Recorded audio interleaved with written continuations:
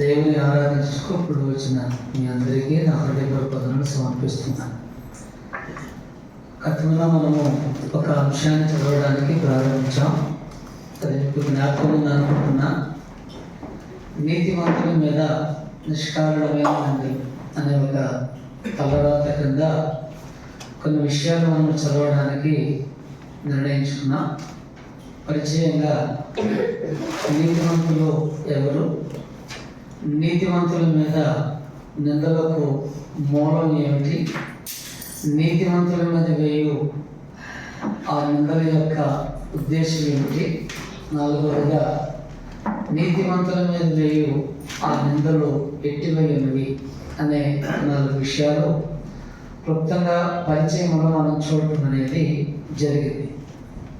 ముఖ్యమైనటువంటి చర్చనీయాంశం వేయబడుతున్నటువంటి నిందలు, అవి నిష్కారణమైనవి అనే కొన్ని విషయాలను మనము రూఢిగా ఎదుగుటకు ఈ పాఠం ఉద్దేశించబడింది. ఈరోజు ముఖ్యమైనటువంటి నిందల్లో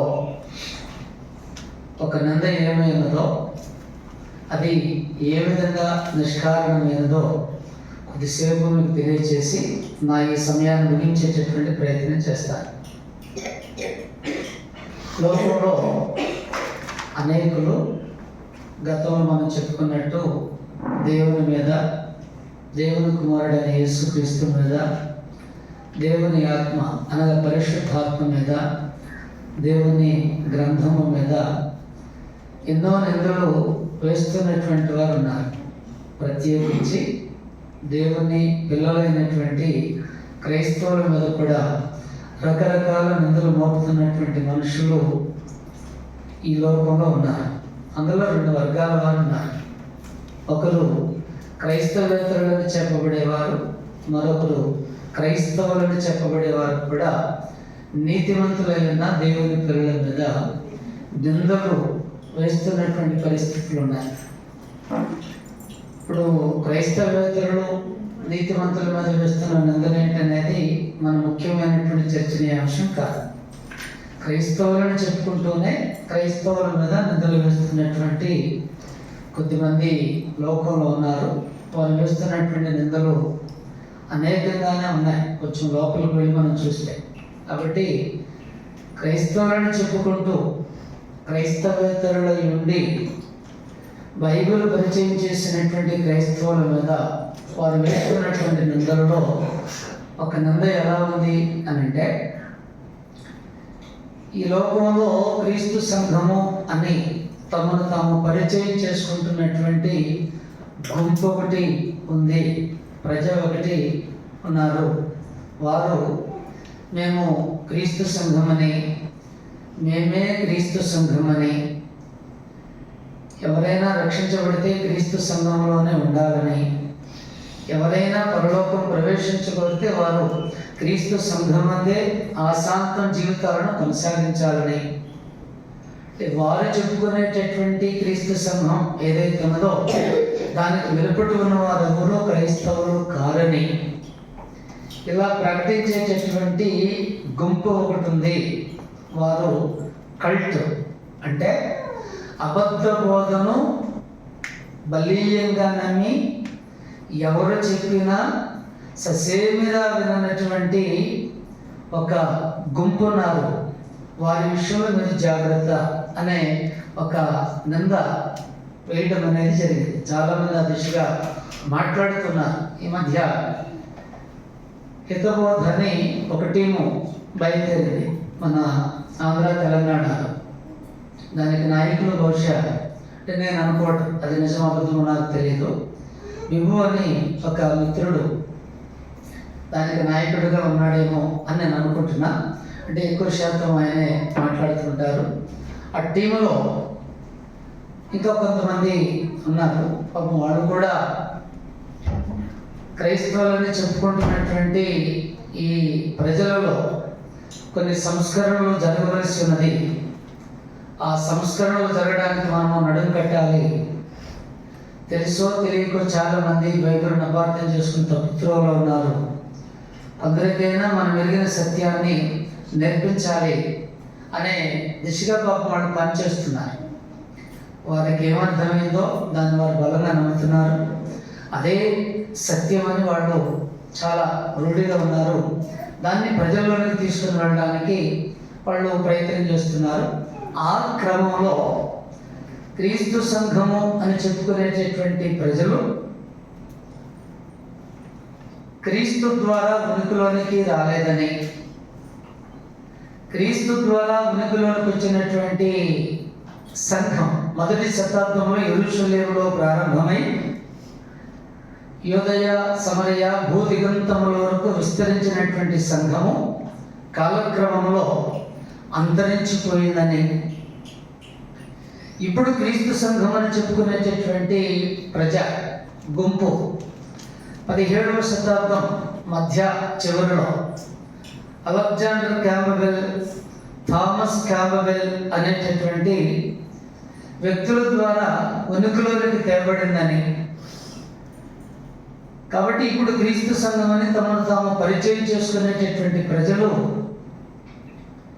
క్రీస్తు ద్వారా ఉనికిలోనికి వచ్చిన వారు కారు, నరమాత్రుల ద్వారా ఉనికిలోనికి వచ్చిన వారని, వీరు మొదటి శతాబ్దంలో ప్రారంభమైన వారు కాదని, ఇటువంటి విషయాలు ప్రజలకు చెప్పేటటువంటి ప్రయత్నం చేస్తున్నారు. వాళ్ళు ఒక్కరే కాదు, చాలామంది అలా మాట్లాడేవాళ్ళు ఉన్నారు. నాకు తెలిసిన స్నేహితులు కూడా మత సంబంధంగా వారికి తెలిసినంతలో చాలా బలంగా ఉంటారు. వారు కూడా కొంతమంది నాతో మాట్లాడారు. అంటే ఒకప్పుడు మేమంతా కలిసి మత ప్రపంచంలో మేము చేయగలిగింది ఏదో ఆ రోజుల్లో చేశాము. ఎప్పుడైతే నా భక్తిని విశ్వాసాన్ని లేఖనాలకు అనుకూలంగా మలుచుకోవడానికి ప్రయాసపడుతున్న నేపథ్యంలో నేను ఎరిగిన విషయాలు వాళ్ళ దృష్టికి తీసుకొని వెళ్ళినప్పుడు వాళ్ళు నన్ను అలా చెప్పి వారించే ప్రయత్నం చేశారు. ఏమిటి క్రీస్తు అని నువ్వు చాలా తీవ్రతతో మాట్లాడుతున్నావు, అయినా నీకు అసలు ఈ విషయం తెలుసా? ఇప్పుడు చెప్పుకునేటటువంటి క్రీస్తు సంఘం మొదటి శతాబ్దంలో ఏర్పడినటువంటి క్రీస్తు సంఘము కాదు, దాని రూపురేఖలు వేరు. ఈ మధ్య కాలంలో అంటే ఆ సంఘం పాడైపోయింది, అంతరించిపోయింది. చాలా కాలం చీకటి ఈ లోకంలో స్వైర విహారం చేసింది, వీర విహారం చేసింది. 17వ శతాబ్దం అంతా 200 సంవత్సరాల చరిత్ర. ఇప్పుడు నువ్వు సభ్యుడిగా ఉండి ఈ సంఘంలోనే ఎవడైనా సభ్యుడిగా ఉండాలని గట్టిగా మాట్లాడుతున్నావు చూడు, ఆ సంఘానికి అంతా కలిపి 200 సంవత్సరాల చరిత్రే. దానికి 2000 సంవత్సరాల చరిత్ర లేదు. నరమాత్రుల ద్వారా అది ఉనికిలోకి వచ్చింది.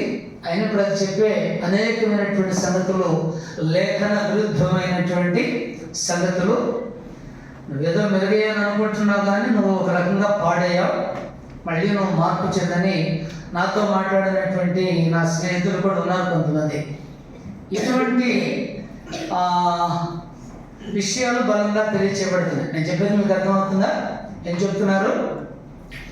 యేసుక్రీస్తు తానే కడతానని వాగ్దానం చేసి మొదటి శతాబ్దంలోనే యెరూషలేములో ప్రారంభించినటువంటి, అక్కడ నుండి యోదయకు సమరయకు భూదిగంతములకు విస్తరించినటువంటి క్రీస్తు సంఘము 1, 2, 3 శతాబ్దముల వరకు అలా బాగానే ఉంది.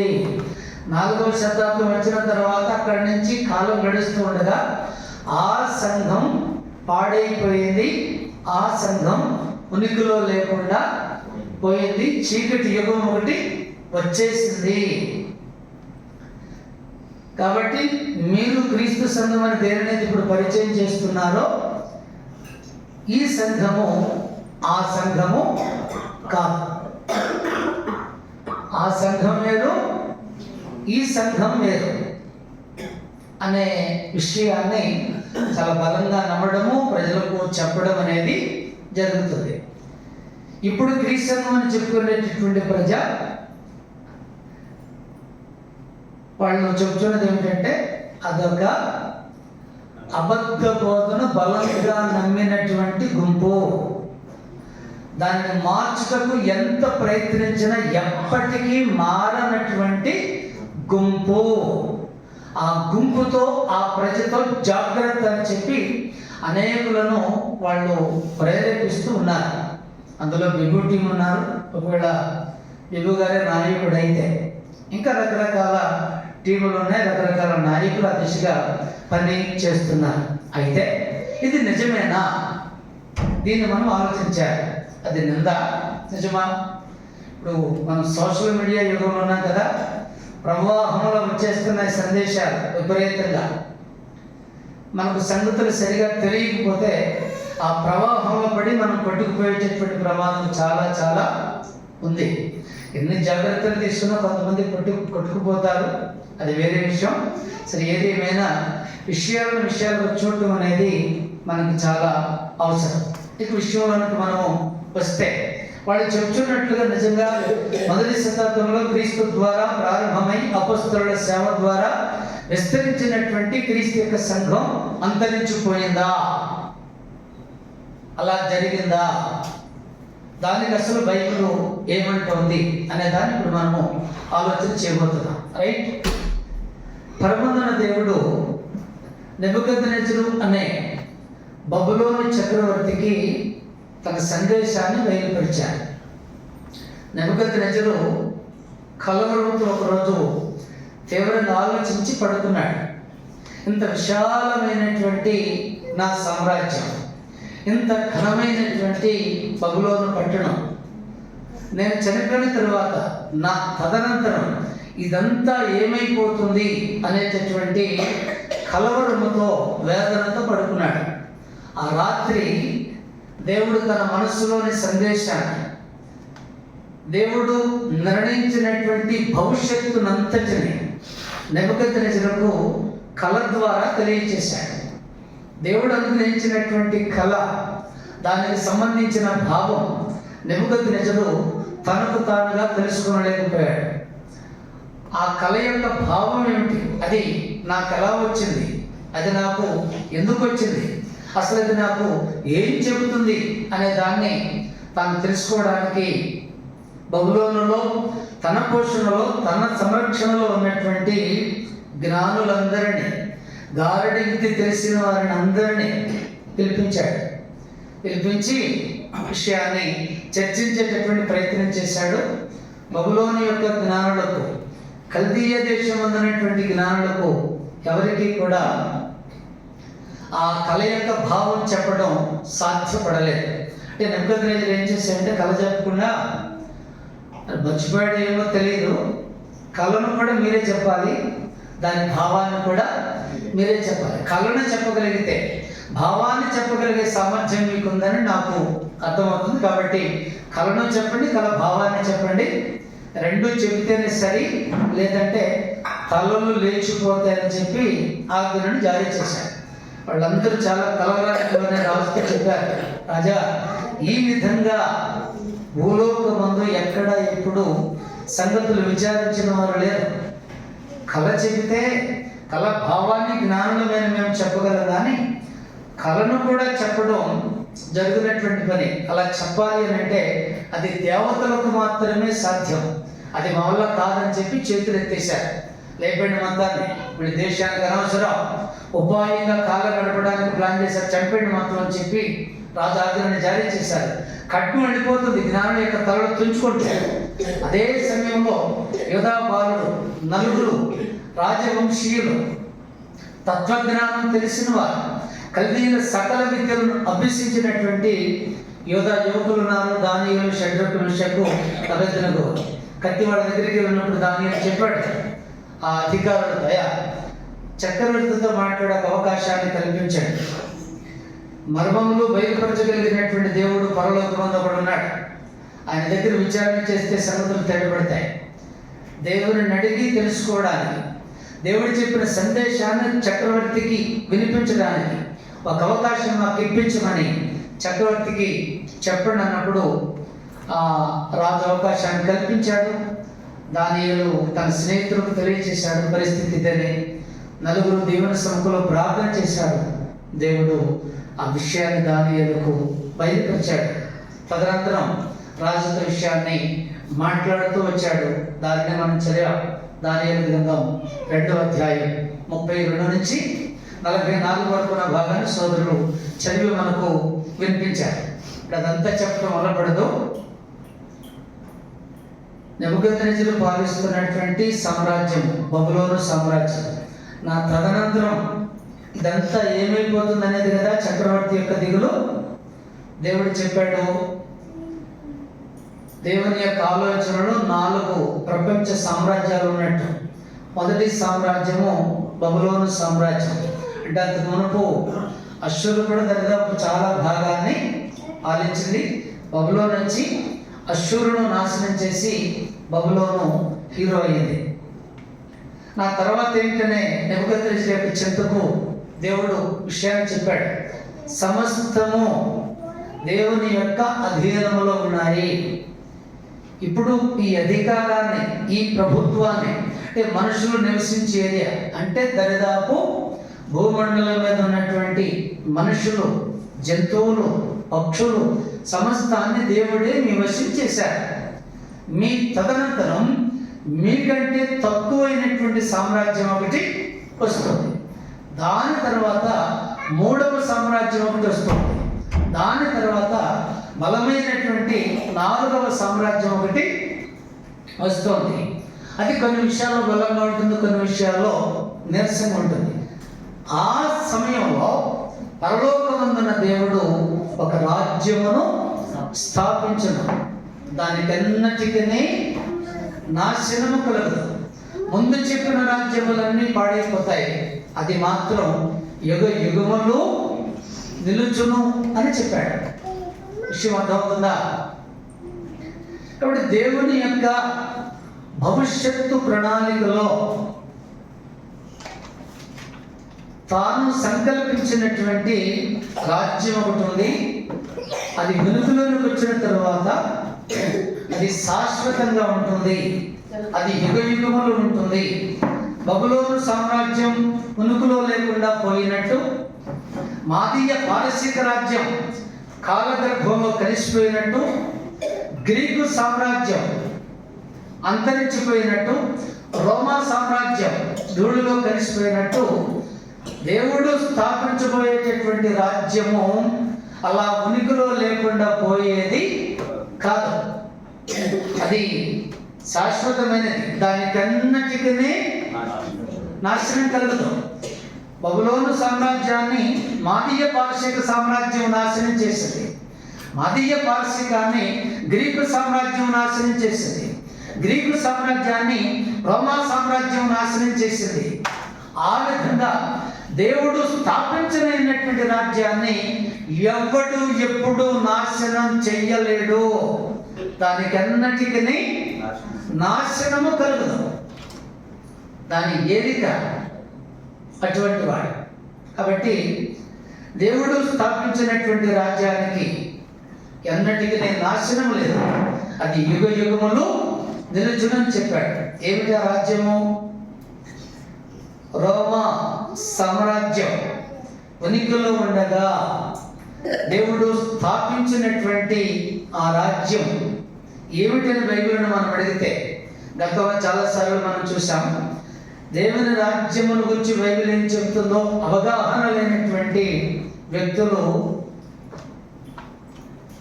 క్రీస్తు సంఘం ఉనికిలో లేకుండా పోయిందని ప్రతిపాదనకు వచ్చి చేరుతున్నారు. అలా ఎవరైనా చెప్పారు అంటే పాపం వారికి దేవుని రాజ్యమును గురించి నిజంగా బైబిల్ ఏం మాట్లాడిందో తగినంత అవగాహన లేని వారుగా ఉన్నారు. జాగ్రత్తగా గమనిస్తే ఆ రాజ్యం ఏదో కాదు, క్రీస్తు తానే కడతానని వాగ్దానం చేసి తన అమూల్యమైనటువంటి రక్తధారణ చేత దేనినైతే క్రీస్తు సంపాదించాడో ఆ సంఘమే రోమారాజుల కాలంలో దేవుడు స్థాపించినటువంటి రాజ్యమైనది. మీరు మత్తయి సువార్త 16వ అధ్యాయం 18 నుంచి కొన్ని వచనాల కిందకు మనం చదివితే 18వ వచనం అన్నారు ఏమనంటే, మరియు నీవు పేతురువి బండ మీద నా సంఘమును కట్టుదును, పాతాళముల ద్వారమును దాని ఎదుట నిలువనేరమని ప్రభువారు చెప్పిన తర్వాత పరలోక రాజ్యం యొక్క తాళపు చెవులు నీకు ఇచ్చేదన్నాడు. అంటే సంఘాన్ని పరలోక రాజ్యంతో పోల్చి చెప్పాడు. ఇప్పుడు పరలోక రాజ్యం యొక్క తాళపు చెవులు పేతురుకి ఇచ్చినప్పుడు ఆ తాళాలను పేతురు ఓపెన్ చేసినప్పుడు ప్రజలు ఎక్కడికి ప్రవేశిస్తున్నారు? సంఘంలోనికి ప్రవేశిస్తున్నారు. అప్పుడు పరలోక రాజ్యం ఏదైనా వాస్తవానికి క్రీస్తు తానే కడతానని వాగ్దానం చేసినటువంటి సంఘము అయ్యున్నది. పరలోక రాజ్యం అంటే ప్రత్యేకమైన ఏరియా, నిత్యమైన ఒకటి ఉన్నది, మహిమ లోకం ఒకటి ఉన్నది, ఉన్నతమైన లోకం ఒకటి ఉన్నది. అంటే పరలోకం నిర్ణయించినటువంటి, పరలోకం సంకల్పించినటువంటి ప్రజ, అంటే ఈ ప్రజ దేవుని రాజ్యం. ఇక్కడ దేవుని యొక్క ఏలుబడి ఉంటుంది. ఆ కోణంలో సంఘము రాజ్యమైనట్టు ప్రభు యొక్క మాటలు స్పష్టంగా సూచిస్తున్నాయి. తర్వాత యోహానుకు ప్రభు బయలుపరిచినటువంటి సందేశంలో మీరు ప్రకటన గ్రంథం 5వ అధ్యాయం 9-10 వచనాలను చదివితే స్పష్టంగా ఈ విధంగా వ్రాయబడింది. చదువుతాను చూడండి. ఆ పెద్దలు, నీవు ఆ గ్రంథమును తీసుకొని దాని ముద్రలను విప్పుటకు యోగ్యుడు, నీవు వధింపబడిన వాడవై నీ రక్తమిచ్చి ప్రతి వంశంలోను, ఆయా భాషలు మాట్లాడే వారిలోను, ప్రతి ప్రజలోను, ప్రతి జన్మలోను దేవుని కొరకు మనుషులను కొని మా దేవునికి వారిని ఒక రాజ్యముగాను యాజకులను గాను చేసితివి అన్నాడు. అప్పుడు క్రీస్తు యొక్క రక్తము చేత సంపాదించబడినటువంటి ప్రజలు ఎవరైతే ఉన్నారో వారు ముమ్మాటికి దేవుని రాజ్యమై ఉన్నారు. కాబట్టి ఈ ప్రజ భూమి మీద ప్రారంభమైన తరువాత ఉనికిలో లేకుండా పోవటం అనేది ఎప్పటికీ జరగదు.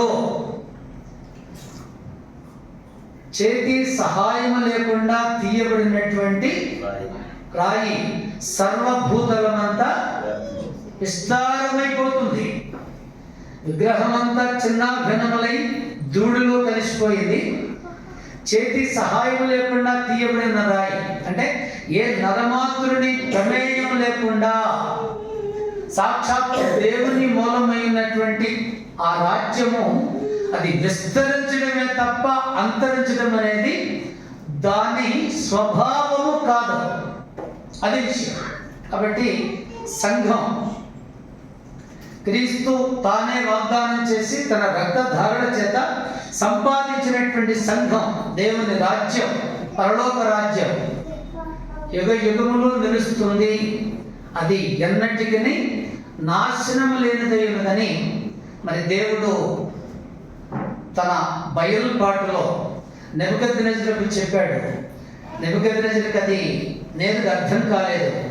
ప్రవక్త అయినటువంటి దానియేలుకు ఆ విషయాన్ని బయలుపరిచాడు. చెప్పండి, క్రీస్తు యొక్క ప్రజ ప్రారంభమైన తరువాత విస్తరించడమే తప్ప వారు నాశనమైపోవడం అనేది జరుగుదని ఎవరు చెప్పారు? దేవుడే చెప్పాడు. దానికి అంతం అనేది లేదని ఎవరు చెప్పారు?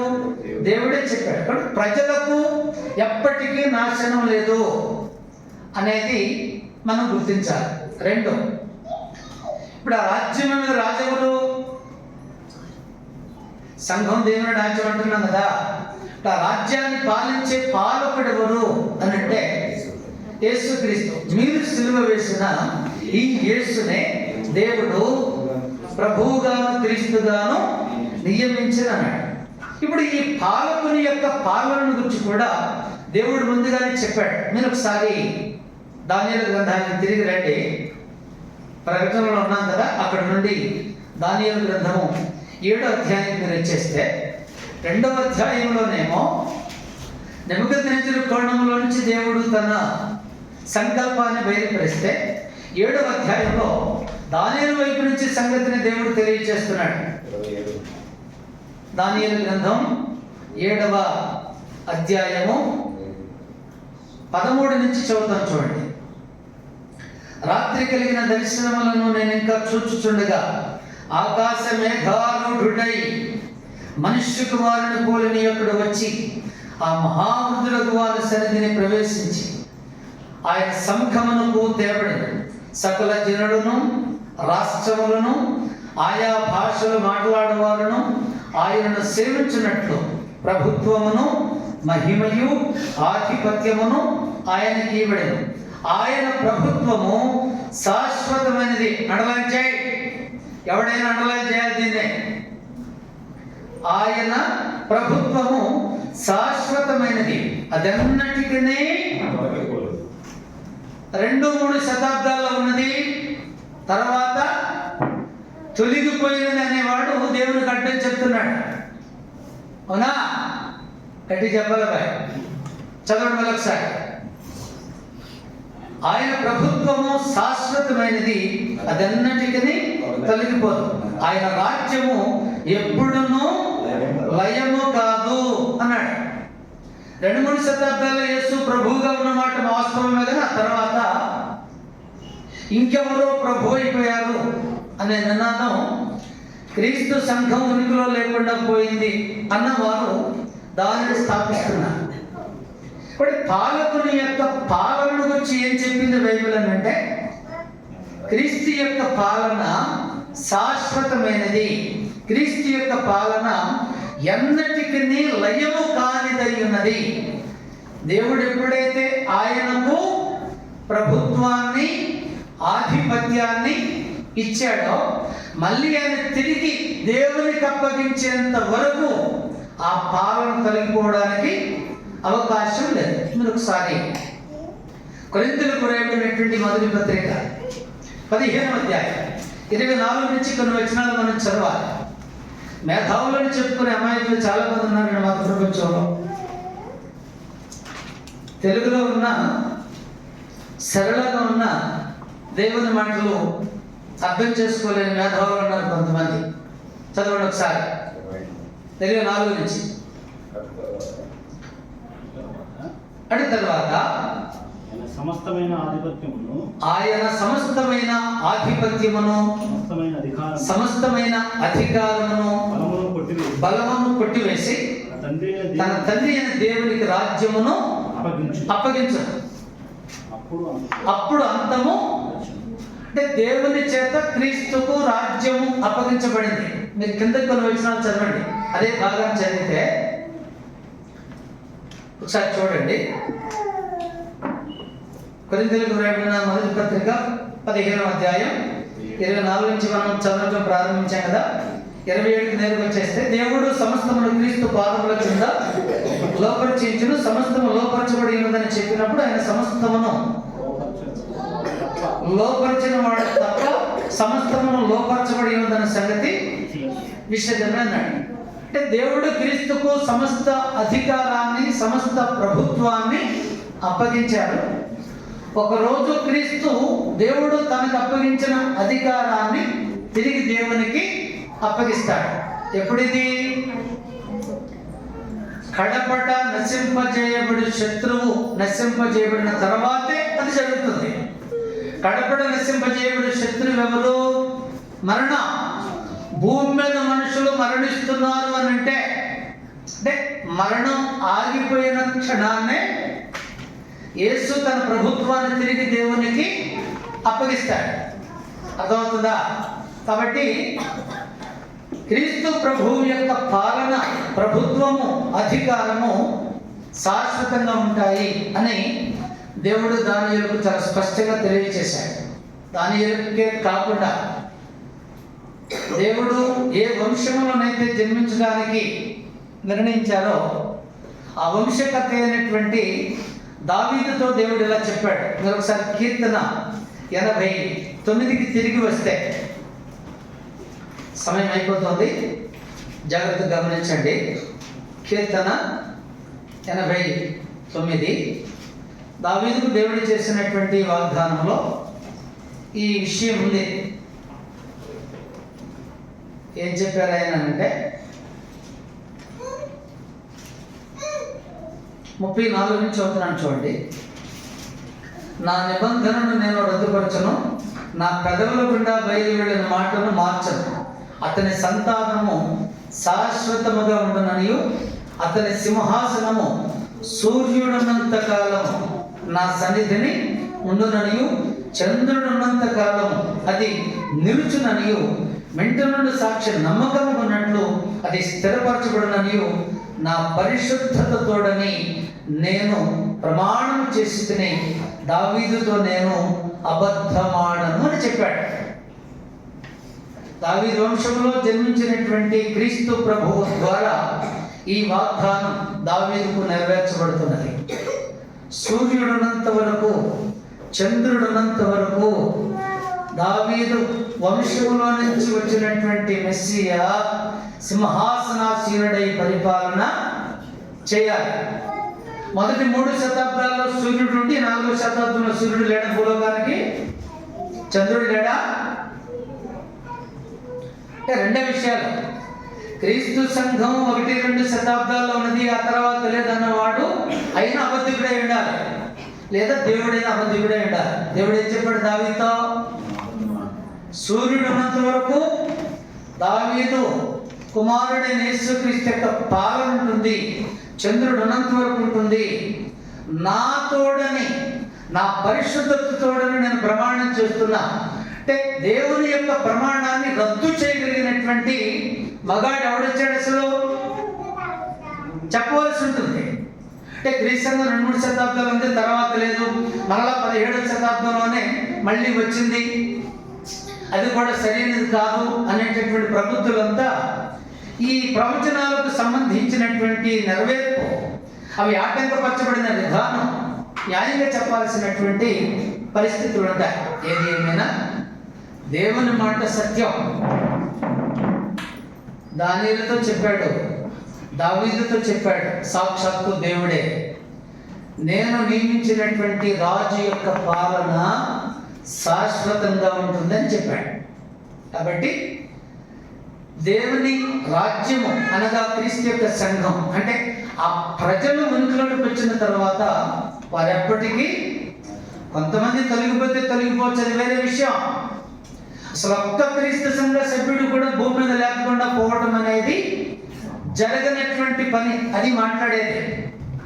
సంఘాన్ని పాడు చేయడానికి ఒత్తిళ్ళు వస్తాయి, చాలా ప్రవాహాలు వస్తాయి, కానీ అసలు ఉనికిలో లేకుండా పోవటం అనేది ఎప్పటికీ అది లయం కాదు అనేది చెప్పేశాడు. ఆ ప్రజ ఎప్పుడు భూమి మీద, వాడు ఎంతకాలం అయితే భూమి మీద ఉండాలని దేవుడు నిర్ణయించాడు అంతకాలం వారు ఉండి తీరుతారు, వారిని లేకుండా చేసేవాడు ఎవడు లేడనేది దేవుని యొక్క స్టేట్మెంట్. వారి పాలకుని యొక్క పాలన కూడా శాశ్వతంగా ఉంటుంది. సూర్యుడు ఉన్నంత వరకు, చంద్రుడు ఉన్నంత వరకు ఆ పాలకుడు తిరిగి తన అధికారాన్ని దేవునికి అప్పగించేంత వరకు ఉంటుందని సాక్షాత్తు దేవుడే చెప్పాడు. కాబట్టి క్రీస్తు సంఘం మధ్యలో వెళ్ళిపోయింది, అది పాడైపోయిందనడానికి న్యాయమైనటువంటి ఆధారాలు లేవు. చరిత్రలోకి ఒకసారి మనం వెళితే, అంటే కొద్దిమంది అలా భావిస్తారు, మెస్సీను లోకానికి తేవడానికి దేవుడు ఒక పరిశుద్ధమైన జనాంగాన్ని ఉనికిలోకి తెచ్చాడు, వారే ఇజ్రాయేలీయులు. ఇజ్రాయేలీయుల చరిత్రను మనము జాగ్రత్తగా గమనించినప్పుడు అనేకమైనటువంటి ఒడిదుడుకులు ఆ రాజ్యం ఎదుర్కొన్నట్టుగా మనం చూస్తుంటాం. ఒక సందర్భంలో రాజ్యం 2గా విడిపోయింది. విడిపోయిన తర్వాత ఇజ్రాయేలు రాజ్యము యెజెబెలు కాలు పెట్టిన తర్వాత దాని రూపురేఖలు పూర్తిగా మారిపోయినాయి. ఆ పరిస్థితుల్లో ఏలియా ఇలా భావించాడు, అంటే యెజెబెలు యెహోవా ప్రవక్తలను చంపించడం, బయలు ప్రవక్తలను పెంచి పోషించడం, ప్రజలు అనేకులు బయలు వైపు తిరిగిపోవడము, మరికొంతమంది 2 తలంపుల మధ్య తడబడుతూ ఉండడము, ఇటువంటి వాతావరణంలో ఏలియా ఒకే ఒక్క దేవుని సైనికునిగా పనిచేసిన మాట వాస్తవం. కానీ ఒక సందర్భంలో తాను ఏమనుకున్నాడంటే, చదువుతాను చూడండి, రాజుల మొదటి గ్రంథం 18వ అధ్యాయం వచ్చేస్తే, యెజెబెలు అనుకుంది దేశం అంతా నా వైపు తిరిగిపోయింది, నా దేవుడైన బయలు వైపు తిరిగిపోయింది, ఇంకా నాకు తిరుగులేదు. ఏది అనుకుంటున్నాడు, ఇంకెవరు లేరు, నేను ఒక్కడనే దేవుని పక్షమున రోషము గలవాడనై ఉన్నానని చెప్పి ఏలియా అనుకుంటున్నాడు. ఆ సందర్భంలో పరిస్థితులలో ఉన్నాయి. ఎక్కడ చదవాలి అని అంటే, రాజుల మొదటి గ్రంథం 18వ అధ్యాయము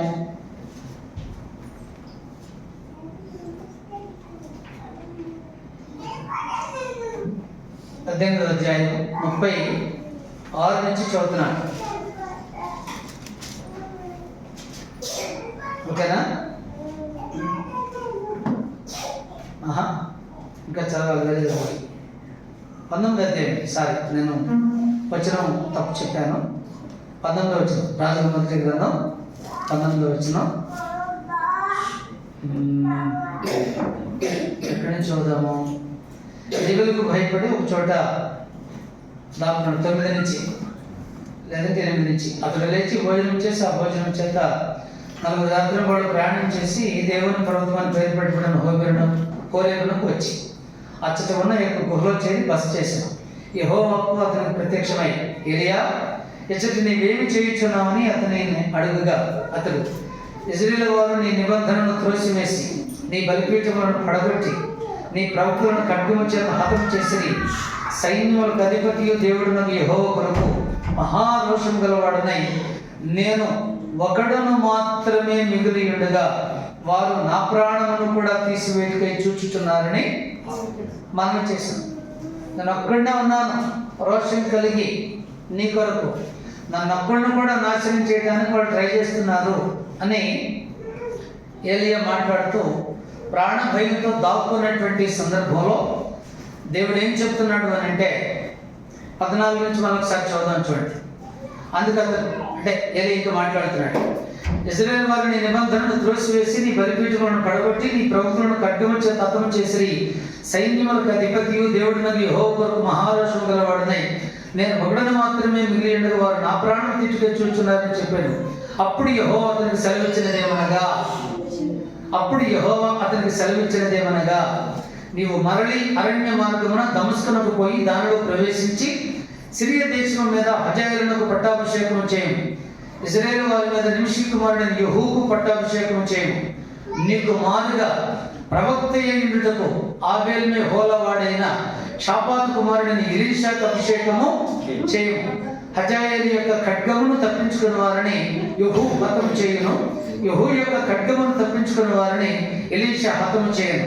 అయినను గుర్తుపెట్టుకో, ఇశ్రాయేలు వారిలో బయలునకు మోకాళ్ళనకయు నోటితో వాని ముద్దు పెట్టుకొనకి నుండు 7,000 మంది నాకు ఇంకనూ అన్నారు.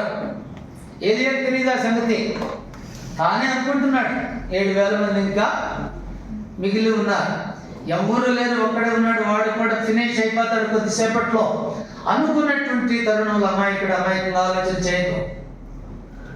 నీ తర్వాత ఇంకా రోషం కలిగినటువంటి బయలును లెక్క చేయని, యెజెబెలును లెక్క చేయని 7,000 మంది ఇంకా నాకు మిగిలి ఉన్నారని చెప్పాడు. కాబట్టి దేవుడు ప్రారంభించినటువంటి పనిని ఎవరు ఎప్పుడు లయపరచలేరు. తగిలితే కొన్ని దెబ్బలు తగలవచ్చేమో కానీ అది అంతరించిపోవడం అనేది జరిగినటువంటి పని. దేవుడే తీసేస్తే తప్ప అదే విషయం. తర్వాత యూదా రాజ్యానికి సంబంధించి ఒకరోజు పరిస్థితులు ఎలా దాపురించాయి అని అంటే, యెరూషలేము పరిస్థితి చాలా దారుణంగా ఉంది, యూదా పరిస్థితి చాలా దారుణంగా ఉంది. ఇర్మియా గ్రంథం, యెరూషలేములో మనుషులు ఎంతగా చెడిపోయారు అని అంటే నిబంధనను త్రోసివేశారు, బలిపీఠాలను పడగొట్టేస్తున్నారు. యూదా దేశంలో కూడా విగ్రహారాధన వైపు తిరిగిపోయారు. యెరూషలేము ఉద్దేశించి ప్రవక్తకు ఈ విధంగా బయలుపరచబడింది విషయం. 5వ అధ్యాయం మొదటి నుంచి, ఇర్మియా 5:1 నుంచి. యెరూషలేము వీధులలో అటు ఇటు పరిగెత్తుచు చూచి తెలుసుకున్నది, దాని రాజవీధులలో విచారణ చేయడం, న్యాయము జరిగించుచు నమ్మకముగా నుండ యత్నించుచున్న ఒకడు మీకు కనబడిన ఎడల నేను దాన్ని క్షమించేదన్నాడు. అంటే నీతిని న్యాయమును జరిగిస్తూ నమ్మకంగా ఉండటానికి కనీసం ఉండేవాడు కదా, ట్రై చేసేవాడప్పుడు కూడా. అంటే రాజధాని నగరం అంతగా పాడైపోయేది. రాజులు పాడైపోయారు, ప్రవక్తలు పాడైపోయారు, యాజకులు పాడైపోయారు, అధికారులు పాడైపోయారు, ధనవంతులు పాడైపోయారు, పేదలు పాడైపోయారు, అనేకులు దేశం ఒక రకంగా కుళ్ళిపోయింది. అటువంటి పరిస్థితుల్లో సహితం అదే సమయంలో జెఫన్యా కూడా పనిచేస్తున్నాడు. జెఫన్యాకు ఈ విధంగా చెప్పబడింది. చూడండి ఒకసారి, జెఫన్యా గ్రంథానికి రండి.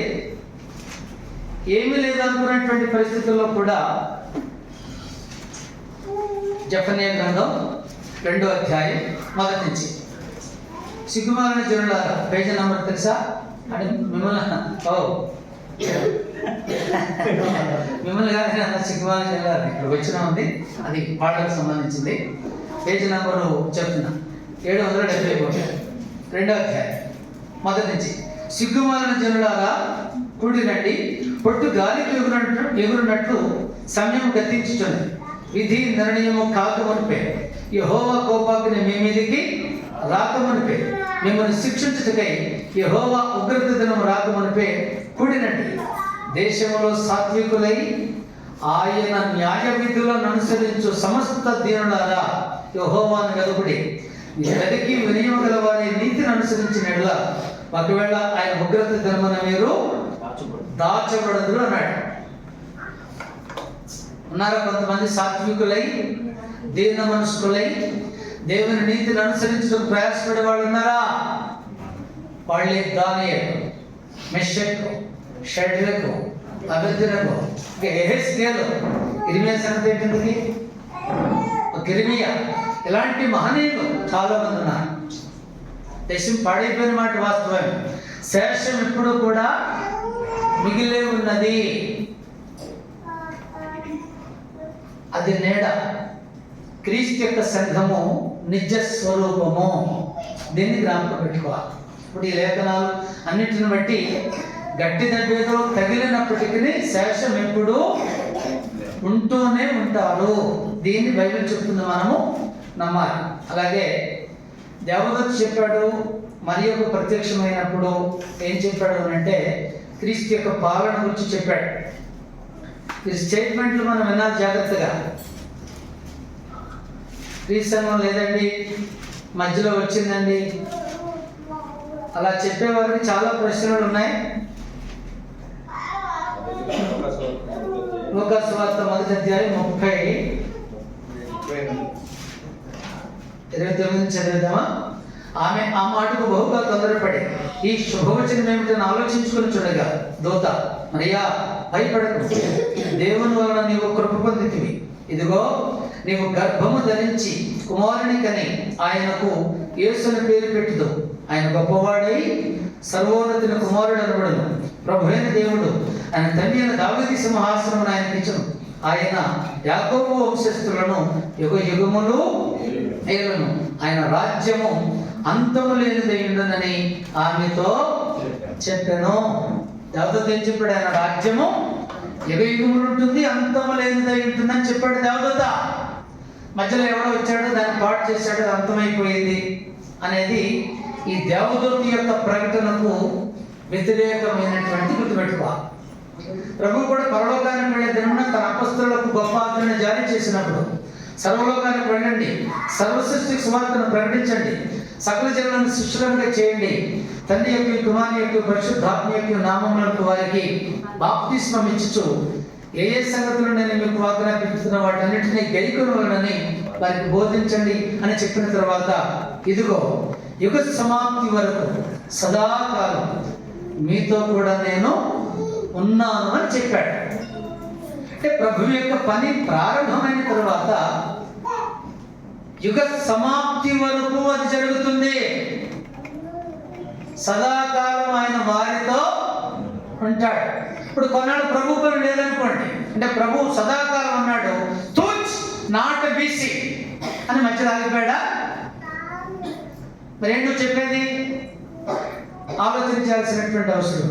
కాబట్టి దేవుని యొక్క స్టేట్మెంట్, యేసు ప్రభు యొక్క స్టేట్మెంట్, దేవదూతుల యొక్క స్టేట్మెంట్ స్పష్టంగా ఏం చెప్తున్నాయంటే క్రీస్తు యొక్క సంఘము ప్రారంభమైన తరువాత అది యుగ యుగములు ఉంటుంది. దానికి అంతం అది భూమి మీద ఉంటుంది.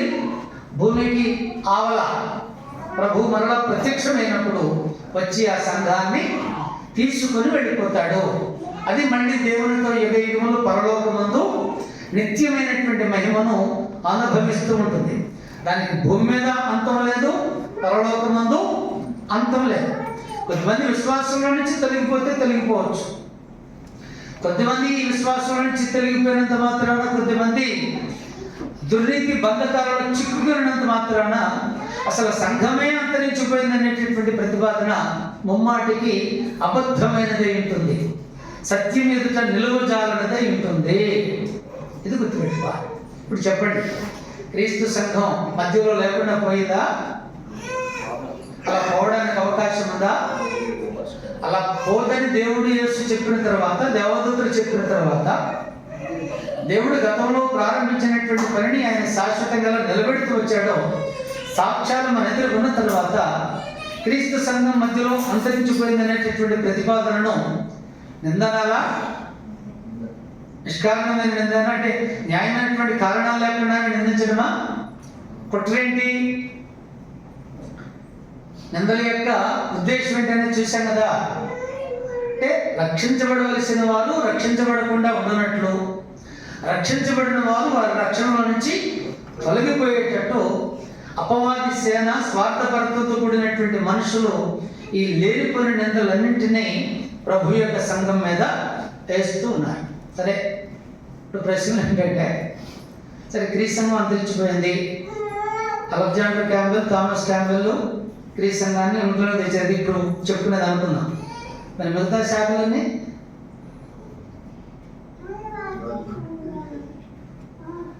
బుద్ధున్నవాడు ఎవడైనా బైబిల్ని బయటపడి చదివిన ప్రభు ఒకటి ప్రారంభించారనేది వాస్తవమే కదా. మధ్యలో అది లేకుండా పోయిందనేది వాళ్ళ లెక్కల ప్రకారం వాస్తవమే కదా.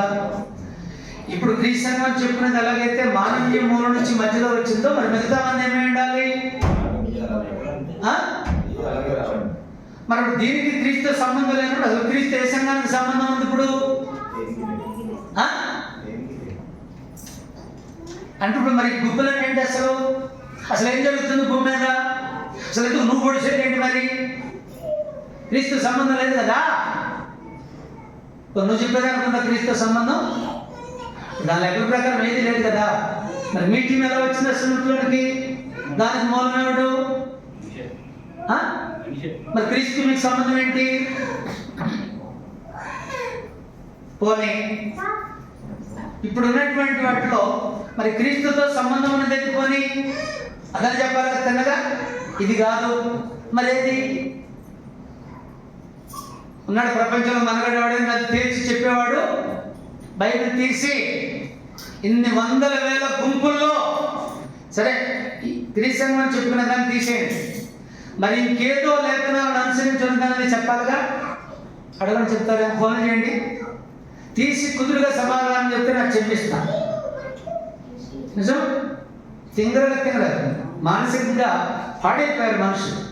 కాబట్టి న్యాయమైనటువంటి కవితలు లేవు, గుర్తుపెట్టుకున్నాం. ఎవరు ఏం మాట్లాడినా బైబిలు సత్యం. క్రీస్తు ప్రారంభించినటువంటి పని ఎవడైనా కొంచెం ఆటంకపరిస్తే ఆటంకపరచవచ్చు తప్ప అది లేకుండా చేయటం ఎవడి తరమో కాదు. అపొస్తలులు ప్రకటన చేస్తూ పెడుతున్నారు. యూదా మతం విపరీతమైనటువంటి ఒత్తిడి తెచ్చింది. చిన్న బిడ్డ దగ్గర అబద్ధం ఆడాడు పేతురు, నీవు వారిలో ఒకడవే కదా అంటే, నేను అన్నాడు, ఆయన నెరగనని అన్నాడు. ఒక సమయం వచ్చింది, పరిశుద్ధాత్మ మీరు బాప్తిస్మం పొందారు, లేఖనాలు గ్రహించేటట్లు మనసు తెరవబడింది. అప్పుడు మత నాయకులు అడుగుతున్నారు, వచ్చి అడగటం కాదు, ఆజ్ఞలు జారీ చేస్తున్నారు. యేసు నామమున మీరు ఎవరితో మాట్లాడడానికి వీళ్ళది, ఎవరికి ఏమి బోధించడానికి వీళ్ళదన్నారు. పేతురు క్లియర్గా చెప్పాడు, మేము కన్నవాటిని విన్నవాటిని చెప్పక ఉండలేమని చెప్పేశాడు. మీరు ఏమైనా చేసుకోండి, జైల్లో పెడతారా పెట్టుకోండి, చంపుతారా చంపుకోండి, ప్రభు పేరుతో పని మాత్రం ఆపటం ఎవడి తరం కాదు. గమలీయేలు చెప్పేశాడు, వీళ్ళని లేపేద్దాం అనుకుంటున్నారు వాడు. అసలు వీళ్ళని లేపేస్తే అసలు యేసు పేరుతో మాట్లాడేవాడు ఉండడని చెప్పి వాళ్ళు అనుకుంటున్నారు. అప్పుడు విద్యను అభ్యసించిన గురువు గమలీయేలు, అంటే పాఠాలు చెప్తాడు ఆయన, పౌలు యొక్క గురువు, ఆ విద్యకు సంబంధించి. రే బాబు మీరు ఏం చేస్తున్నారు ఒకసారి ఆలోచన చేయండి. ఈ ఉద్యమానికి ముందు మీరే చదివేసిన ఒకసారి. గమలీయేలు మాట కూడా అబద్ధం అవుద్ది, అది లేకుండా పోయిందంటే, అది క్రీస్తు లేకుండా పోయిందంటే. చదవండి ఒకసారి 5వ అధ్యాయం అపొస్తలుల కార్యములు 35 చదవనా? ఇశ్రాయేలీయులారా, ఈ మనుషుల విషయమై మీరేమి చేయబోతున్నారో జాగ్రత్త సుమే. ఈ దినములకు మునుపు ఈ దినములకు మునుపు తూద అంటే నజరేయుడైన యేసు వచ్చి దేవుని పనిని ప్రారంభించక మునుపు, నజరేయుడైన యేసు ప్రారంభించిన ఉద్యమం ఉధృతం కాక మునుపు, ఈ దినములకు మునుపు తూద అనేవాడు ఒకడు తానకు గొప్పవాడనని చెప్పుకున్నాడు. ఇంచుమించు 400 మంది మనుషులు వాడితో కలుసుకోలేదు.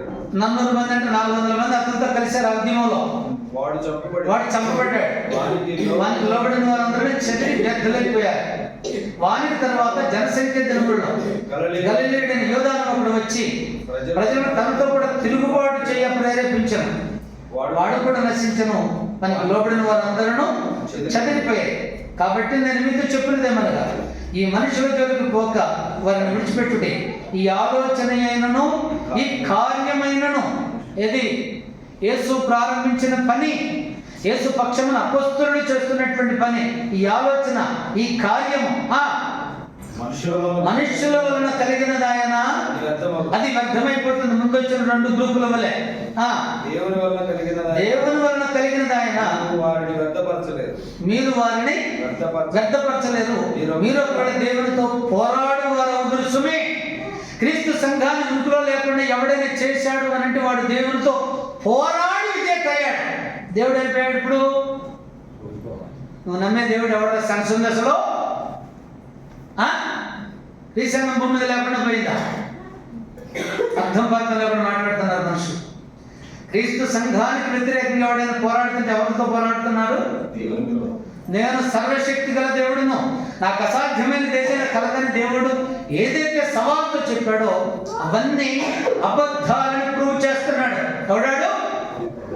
క్రీస్తు సంఘం భూమి మీద లేకుండా అంతరించిపోయిందని చెప్పేవాడు దేవుడు చేతగాని వాడు, దేవుడు అబద్ధికుడని స్థాపిస్తున్నాడు.